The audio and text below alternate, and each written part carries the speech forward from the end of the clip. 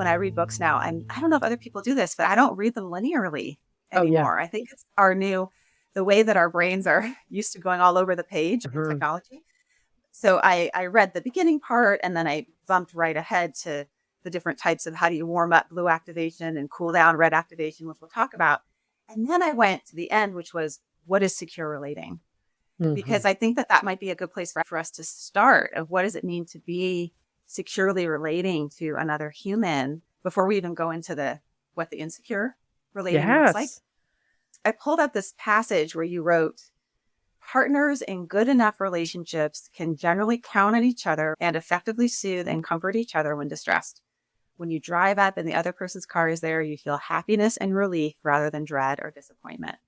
And if on occasion you feel disappointment, you can take a moment to reflect and be open with yourself and them about what is going on. Even when you can't stand how they put on their socks, you hold them inside your heart and mind in a solid, valuing way. So tell us a little bit about secure relating, what that looks like. And I will say on your podcast, you and Sue are the ideal models of No. secure relating. Just hearing how you relate to each other is so soothing to my nervous system because you're so good at validating and supporting. And Sue is also your partner, not just your Yes. Yes, co-author. she is. She's my wife. She's my wife, Yeah. co-host, and co-author. So we have a lot of opportunities to securely relate and to not securely relate because we have a lot of avenues that we come across where we're going to be really connected, and sometimes we're going to hit each other's defensive systems. So natural, right? So securely relating, it's like being able to find our most grounded self. And why we love talking about that in relationship to attachment is that attachment is about kind of how you were brought up and how your body is wired. And we tended in the old model to take kind of infant research and say we're in a category, right? We are a preoccupied attached individual, or we are a dismissing attached individual. And we find that's kind of very limiting.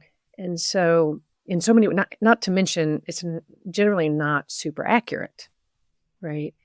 But secure relating is a way of being able, no matter where you are in your history of attachment, we can all relate securely in a moment. Secure relating is like being able to be your wise, more insightful self. And so it's really important to know the signs when you're insecure relating and when you're not, because none of us live there.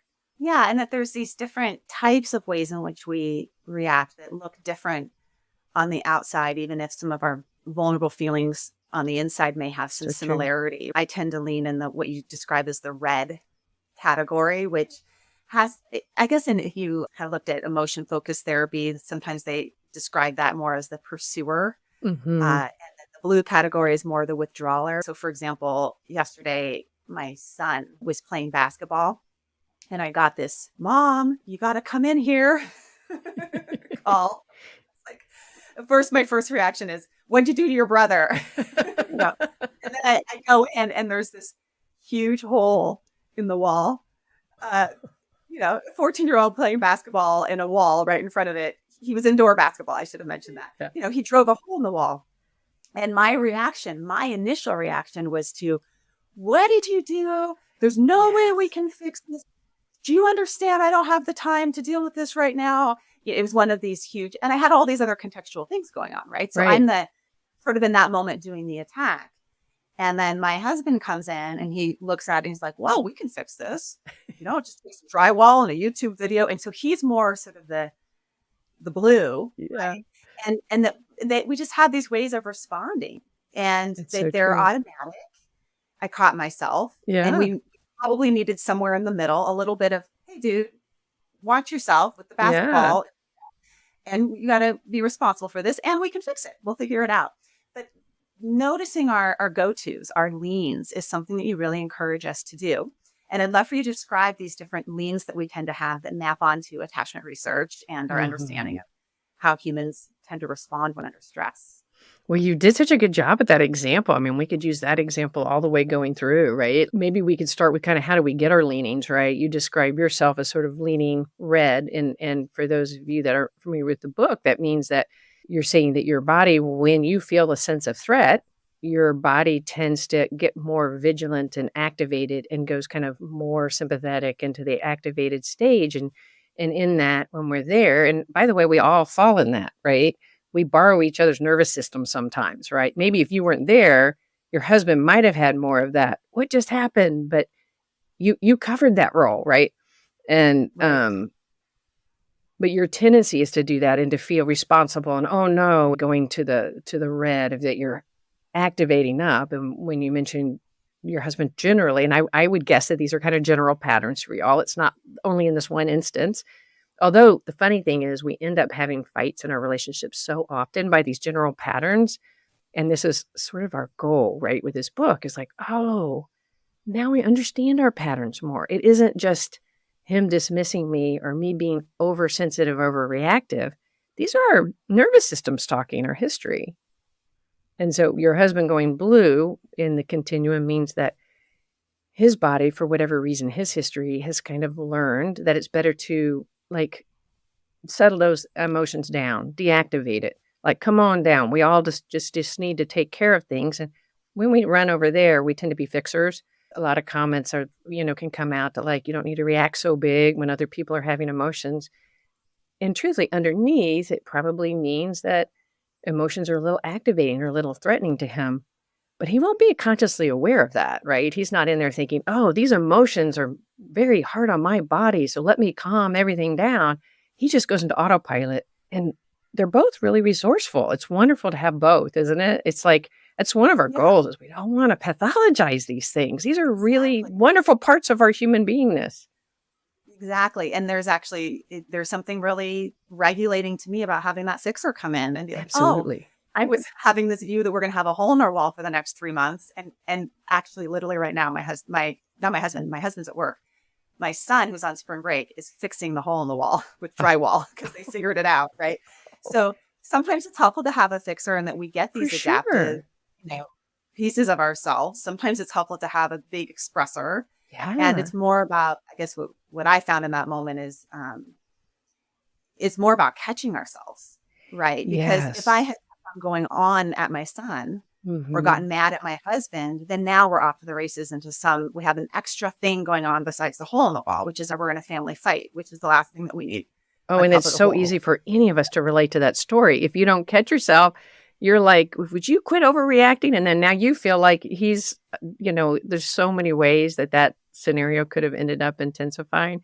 And I love what you're saying about appreciating each other and slowing down. And the truth is, it's honestly a little easier for somebody who kind of lives in the green, which is more, we didn't mention the green, but that's somebody that maybe has, and we all find green. The green is where we connect to as a more secure relating moment. And if we live there a lot, then more secure related, maybe deep attachment. But no matter how deeply securely attached you are, you're still going to lean red or lean blue. You're going to use these strategies to regulate. That's part of what this is about. But the thing that's interesting is that your nervous system was primed to respond to that way before you walked into that room, right? One, because of whatever early history you have that leans you red and you feel responsible for fixing things. And I mean, you feel responsible for the whole environment, right? And you feel like you need to handle it. And then, of course, your son came to look for you, right? So there's this whole dynamic that's going on. And then the beautiful part of that is you heard his voice. And this is a lot of what we talk about in the book. So you knew he wasn't just trying to get you to show a game to you or something, right? There was something in his voice that said something's wrong. And your nervous system picked it up. So that sonar Wi-Fi is what we call it. So by the time you walked in there, you were probably already moving on the continuum because your body was prepped, right? And then you walk in and sure enough, it's affirming there's a hole in the wall. So by the time you see it, your body's already jacked up. Oh yeah, the kindling was there. I mean, So all you much need to do is so. spark a little spark to make it go. Absolutely. Your husband's probably Yeah. hearing it, right? You're probably hearing, no, no, no, no, no, no, right? And so his sonar is picking that up and he's already gone way lower in the blue. Like he might have walked in, but because he's hearing your emotions, he doesn't know that's activating him. So he's already ready to fix it because he's just going to calm all this situation down. And sometimes it's a little harder for somebody who kind of lives more in the blue to recognize that they're actually activated. And for us too, because I find that a lot of times people who run green or run red, they can more often sort of be identifying the problems in relationships or in the situations. And so somebody that kind of leans more in the blue is like a little bit more like, do we need to spend so much time focusing on problems? And so we need those balances, right? But sometimes I think our culture really promotes a lot of blue ways of thinking and living in the world. And it's not always the best because it's a little hard to recognize and it's a little bit more disconnected from the really rich, robust emotions that need to actually come in, right? Like you said, he just put a hole in the wall and he's like, oh, we got this, right? And then you said there's a little bit of a, you were playing basketball inside. There is room to have for him to have discomfort, right? But your husband wants to like, no, we can fix this discomfort. Not only his, but yours. He was like, we're going to fix this. We have no need. Do you relate to that at all in your relationship? Absolutely. And there's a line in Secure Relating where you talk about reds. You give some advice to people that tend to lean red. Sentences, not essays. So, right? yes. And I see this with my clients, right? So when somebody's in that state of dysregulation where there's just a lot of energy, there's a lot of expression of it and feeling so dysregulated and showing it on the external world that it goes into this essay. Yes. And it can actually cause the blues to shut down even more. And then the blues shutting down causes the red to do more of a getting into the essay, not the sentence. So there's this whole co-regulation aspect to this dynamic relationships that I think you highlight so well. And that you also give some ideas around when you catch yourself, when you start to be able to identify, this is where I tend to lean. And we all go all these places, right? Yeah, we all do both. Yeah. But at the same time, once we start to see that we're in one of these zones, how we can cool a red down and warm a blue up. Yes. So I'd love to talk a little bit about that. How do we, once we catch ourselves, what are some of the tools that would help us? You named one about sentences, not essays, and I can really relate to that too. And I get activated, right? Like I want to, wait, let me explain, right? And part of what that is that when there's conflict or misunderstandings, that in and of itself involves a little bit of distance. It involves a little bit of potential loss in the relationship. If somebody is upset or mad at us or disappointed, it can feel, when we live in the red, it can feel really much scarier than we realize, or we anticipate that people aren't going to stay with us. Like our bodies learn to kind of, maybe in the history, it's been a little inconsistent. You get connection, you don't. You get connection, you don't. So we learn all these strategies to how to hold people. And one of them is through lots of words, right? So if I'm telling you, I have you right there. And as long as I'm talking, I have you. And so I don't really have to recognize that internally, it's a little bit of anxiety that I'm having. But what happens is other people pick that up and they like, yeah, you're right. So they start like either trying to shut it down or rush it. And of course, now that's trapped in being someone having them. Yes, I've been in that position where someone's talking at me and you don't want to interrupt, especially if you're in a blue spot. Yeah, that's so true. But you know what's so interesting about that dynamic? You'll find me because I often always want to bring the blue ends a little bit. And let me tell you why that is. That a lot of psychology and attention centers around keeping ourselves emotionally regulated and keeping ourselves kind of calm and centered, which is a beautiful message. Obviously, that message is in here. But sometimes then what happens is everything sort of starts with the red individual and somebody that lives more in dismissing or somewhat avoidant strategies. They often think they're only reacting to other people. Like in your example, I loved it. Like if your client or you're going on and you're with somebody blue, they're going to start sending these messages of this is too much, and you're going to feel pulled away from. And that's the pursuer is talking a lot, and then the withdrawer. But I also like to flip that for a second. And that is when we kind of live in the blue, we haven't really, the way we process information, if we live there, right? We all visit everywhere. But what I mean by if we lean there more, I'd like to lean. If we lean there a lot, in other words, because of our history, that is our primary strategy for engaging. It's not just when we're activated, kind of use it as a primary strategy. There's a lot of things we miss when we're in the blue, and that is emotional information, facial cues. People who live more in the blue sometimes aren't quite as good as being affirming, being able to help you as you're talking feel heard, right? Like things like, oh, that's such a good point, right? When we're in a green place, when we're in our secure place, we hold ourselves and we hold the other person. So we can be secure and in ourselves, or even if you're talking too much, like I find myself starting to lose you. Do you think you could slow down? Right? That would be a way of securely connecting if I lived in the blue rather than turning off. But sometimes it is because the blue person is not as engaging or showing enough interest that some of us will then use more words in order to get their attention or to have what we want from them. And so sometimes it actually starts with somebody in the blue not being there enough rather than the red being too much. And I always like to really make that point because I think it's a really important one for us in relationships. So the blues, it benefits them to notice when they're in that Yeah. disconnected, especially emotionally disconnected spot, when they're Yes. in their head more than in their bodies, or they're fixing more than they're connecting with the person, what Mhm. they're saying, and trying to make that heartfelt connection with themselves and with the other person. That's what gets them kind of warmed up. And Yes. what I experienced so that night, because you have the big family blowout, and then you go to bed with your partner, and you're lying in bed with them. And that night, it was really interesting to watch because I was still dysregulated. And you're right about context. There was a whole slew of things going on that let me, And you need yeah, something. You need something besides the wall getting fixed. That's helpful. But you're right, holding that in your body. yes, Yeah, say more. exactly. Yeah. And so then I started to give the essay before going to bed at night. I relate to you. And there was a moment where my husband, he was like, I get it. And it's understandable. There was so much going on in our lives right now. And this felt like Oh. the thing that just tipped it all over for you. And then, but the best part was then he reached over and he grabbed my hand.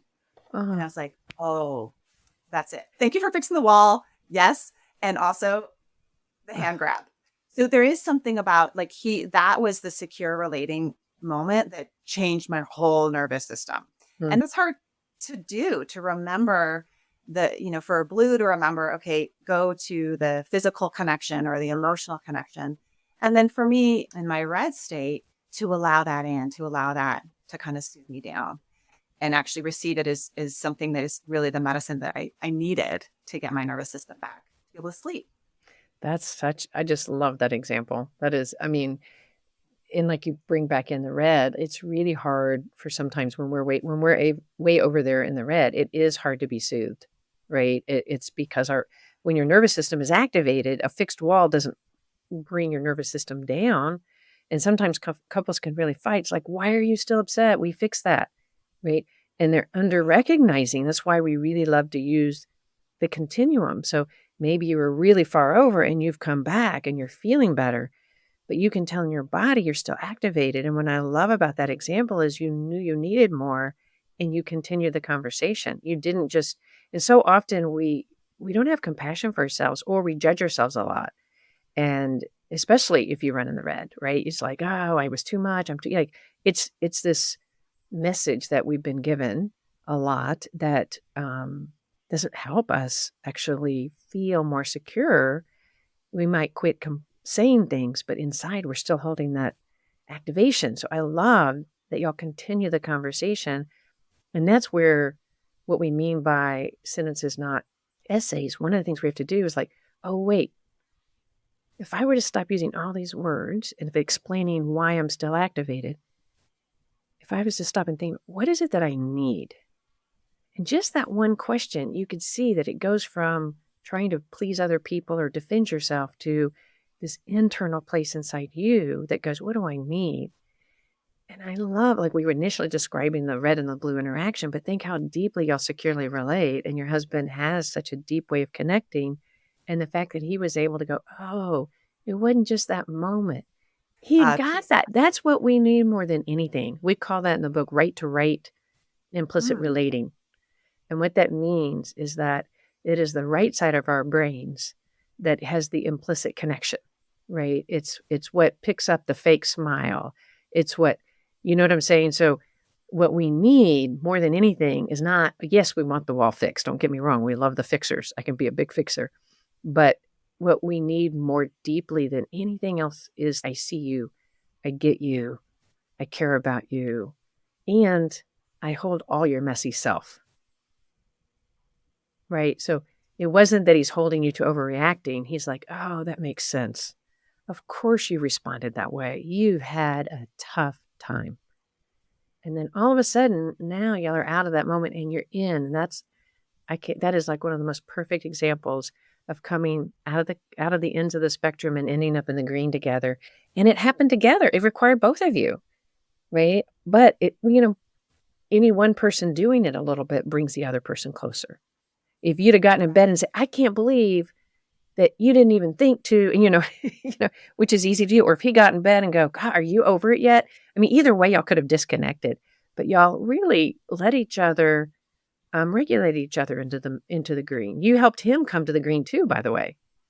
Do you know what I mean? Like by being open to it and reaching out, and that's helpful to him too. And there's something that you're highlighting that you highlight throughout the book, which is more of the systems-based view on things. So we're talking about a little family system here and how we're co-regulating each other and how we can turn it around, or, just by these little subtle moves, things can shift pretty quickly, or you can be stuck in something for a very long time. We've also been, I will say last night's a good example, but there's other times where it's been days where we're stuck in red and blue. Right? And Me too. Yeah. Yeah.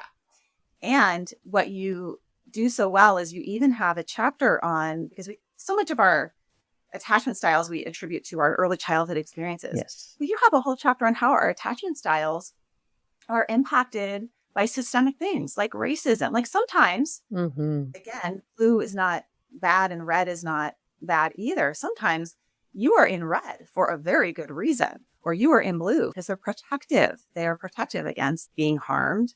And I wonder if you could tap into that a little bit, because it is something, again, that's more modern and unique than some of these older models of attachment. No, I think you've tapped into it already. One of our most important parts in this book is that too often, and, I'm part of the therapy world and I'm as guilty as anybody in this journey of really focusing on the individual in our room, what's gone on with you and your history, and how do we help you make a difference? And we can miss so much of what actually is part of our system. And these are, I want to be real clear, these are not all Sue and I's ideas. Right? We went out and really dove deep a lot into the research that has shown deeply what impacts our nervous system. And so how we like to talk about it, if you've been marginalized by a dominant culture, and which is an important shift in languaging, honestly. Our body's been trained to notice anything that's different from us as threatening, and that is familiar to us as safe, right? So whatever culture we were raised in is informing our bodies. For people that have been marginalized, it's very hard for the nervous system not to pick that up as something about them and to build insecurity in their nervous system based on all these experiences they have out in the world, not to mention all the systemic things that are working against people in terms of finances, access to good education, health. All of this, in fact, impacts the way our nervous system gets developed and what wiring we have. It is not just the infant mother bond. It is all of that as we're raised and in school, and the communication we get about our worthiness. For all of us, it continues to impact our wiring. It's not our wiring is set at 18 months. Our wiring continues throughout our lifetime. So the rough part of that is you had a really rough start, or you continue to be in an environment that sends you these messages of being less than. It's impacting the wiring in our nervous system. The good news is that our nervous system continues to form new paths.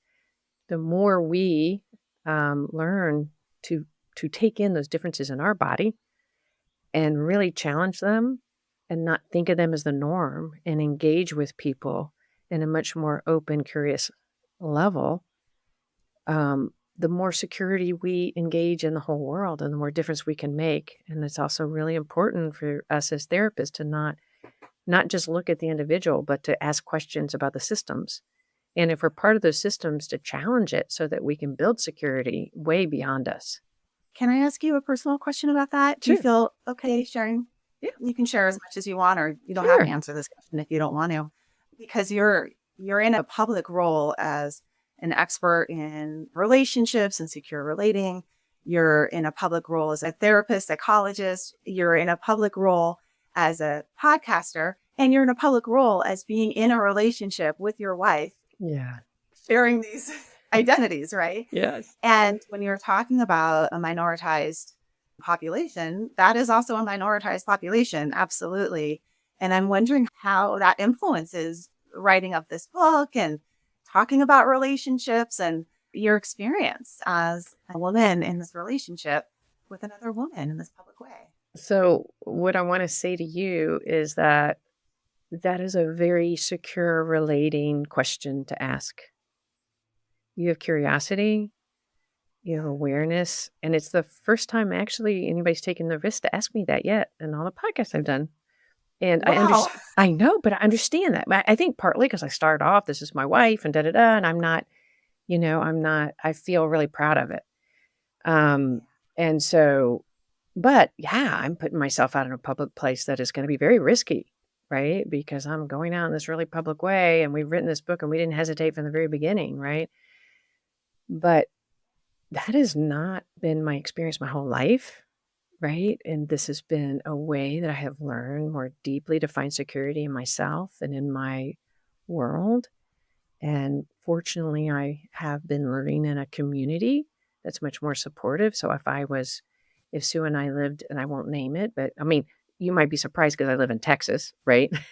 So that's an interesting choice. But I live in Austin. So Yeah, there's pockets everywhere. there's pockets everywhere. But it's a really great question. And I would say that I very much relate to that. My norm of how I relate in the world is very different than others. I used to, if I held hands with my partner walking down the street, I would feel at risk of a lot of hostility and even violence coming my way, as well as that still exists depending on where I am in the United States or part of the world, right? So, and I do hold that in my body, and as a psychologist, the interesting thing as a psychologist is that I do a lot of couples therapists. I used to be afraid that my cisgendered heterosexual couples might not see that I could connect to them if they knew. I had a lot more fear of that. And then I just, over the years, it wasn't a discussion I had because I didn't share my personal life. I didn't then. But it was an evolution for me to become more and more comfortable and more secure. And then to have a partner like Sue, she was always much more outward facing about her sexuality than I was. But now I'm really proud and I'm really glad to be out there. And I feel like if I don't stand up and say, hey, I hope what I'm doing is helping it feel more, is to help people make it not feel so different and odd and weird, so that people's nervous systems quit seeing that, because it is different for everybody if they've never been in a gay relationship, right? And so in our book, we write, imagine what it's like. What would it feel like in your body if you were walking down the street? We say that specifically not as a challenge, because I want to challenge people in our book, but not by in your face challenge, but by offering an ability to deal with discomfort. And that is, there's going to be people that probably won't read the book because it is up front. We are married. We're not, you don't want to secretly find out. We want people to be able to tune in and like, oh, that would feel weird, or this is odd. And that's okay, right? Like, that is feeling the oddness or the weirdness, or being willing to ask those questions is powerful, to be able to, because it brings us in conversation. Right. And I love that. And I want us to be able to have conversations about really hard things, our own internalized racism for one, right? Our homophobia. I have homophobia just like the best of you, because I was raised in this culture, right? Hopefully it's not what it was when I was younger, and it's certainly hopefully won't be what I'll have in 10 years. But we have to recognize our activated biases. So I'm really wanting to stand up for different populations out there and take a risk, so that I make it easier also for people behind me, younger than me, I should say. You do such a beautiful job of those nudges to perspective take and have a So that curiosity, inquisitive mind of what's happening inside of us. You even suggest that we take the implicit bias Mhm. test, and that's listed in your book, like the link. Here, just go here, check it out, and not in a you're bad because you have implicit biases. We all Yeah. have implicit biases, and Shout out to HarperCollins that they let us put a lot of references to our books to other resources because we really wanted to. That's kind of the way our podcast is. Yeah, and I'm sure yours is too. We want to be resources out there. It's not hold information. Like all of this information in our book is not all our ideas. How we bring it together is our framework and ideas to help you, to make sense of it. But there's so many great minds out there, and every time we run into something, we're like, grab this, listen to this, do this. And it really, even if we're talking about our podcast, it's not to plug our podcast. It's like, oh, this was a really great interview. It's because like, this is great stuff. and that you're not know-it-alls in the sense that we know everything, and you do know a lot. You said something at the beginning that I loved is because that we imagine we wrote sometimes the chapters, like even especially how to warm up blue and how to cool off red. You're going to notice there's some repetition in those chapters because we absolutely know some people are just going to pick that chapter up. There's some things that you may be just drawn to first because maybe it's a softer entry Yeah. or it's need right now. But just to rewind, I want to say thank you for sharing what you did, and I really believe it's the strength of your relationship shows up in the podcast. Really, if folks want to hear securely related couple have a dialogue, it doesn't even matter what you're saying. It's how you interact with each other. That's pretty phenomenal in the podcast. It drew me in right away, but also it shows up in the way it's pretty cool to have a Aw, couple write a book. thank And then you. especially two women, it's just something that sets it apart. There's a lot of attachment books out there. Yes. There's a lot. And this one has a different feel. And it's because you bring those identities. That's how I felt like when you started off the podcast with the moment of reflection. That was you bringing you into this. And I already felt more connected to you. Instead of we just turn the mic on and or you go, you're like, slow down. And like, oh, it was so nice. And I felt like I got brought into your world some there. And it made me want to stay longer. We also talked about at the beginning before we were on air that you're finishing up your audio book, which people will love to hear an author reading it, which is great. And they were asking you these questions sort of off air. You and Sue together that sound like a really good addition that they're going to add to the audiobook. What were some of the questions that they asked that you're like, that was a good one? Because I didn't ask it. So tell me what I missed. They asked us, I think that was interesting is what do we hope the takeaways are for they mentioned patients and then clinicians. And I think I can share with you one of the answers is that we don't see any of the readers out there as patients or even our people that come in to see us. Everybody's a client for us. And people have patient models. I'm not at all negative. It's just how I perceive of it. But we wrote this book for everybody, and clinicians and clients all have the exact same they have the same nervous system, the same struggle. So it's written for both. I think if you had to take one thing, I would say really slowing down to recognize that you are, in fact, in your protection system. If we can start by recognizing just that alone, we are so much more likely to be compassionate with ourselves, with other people in our lives, and to more quickly start to engage more securely by just saying, I'm so activated and I'm aware of it. I mean, think about if you're in an argument and let's just say your teenage kid says, yelling at you and go, I must be more upset than I think because I can hear myself yelling. Now, what would you do if your kid said that? Right? Like your eyes got big. Like if your kid would just say, I must be doing something because I'm activated, your nervous system immediately feels safer. Right? The unfortunate part is we don't recognize we're in protection. We think the other people are acting out and we go, if you would quit yelling at me, if you would da-da-da. So we tend to think outside in. We take 80% of information about the world from our gut, not from the outside world. But I would venture to guess we attribute most of what we feel to 80% to the world and 20% of what's going on inside. So the big takeaway for me is the more you know what's going on inside, the more effective and connecting you can be. And I'll give you the last one. I hope so much that we can all really, really band together collectively. That is Sue and I's hope from this book, and begin to securely relate and focus on that. There is so much division, animosity, polarization. And a lot of that is just our brains being hijacked and activated, and that the start is us learning to have really hard, caring, deep conversations, not only with our partners and our children and our in-laws, but we say in the book with even our least favorite people. And we kind of mean that because that is our message right now. We feel like that is what really needs to shift for us to start seeing more effective things happening in our leadership, et cetera. Well, it couldn't be better timing for us to have a book on secure relating, because a lot of people are wondering, are we going to make it through this? What's going to happen? Are we going to be okay? Depending on what happens with all sorts of things that are really scary and dysregulating. And if anything, we need secure relationships. We need to be able to securely relate with one another so we can help each other through it. Good timing for Secure Relating, Holding Your Own in an Insecure World by Sue Marriott and Ann Kelley. And go check it out. If you're a clinician or a client, or many of us are both. Let's just be honest. Many of us are both. That's true. Go check it out. It's a phenomenal book. And thank you so much for spending. Thank you so much. Thank you for having me on. It's been such a pleasure.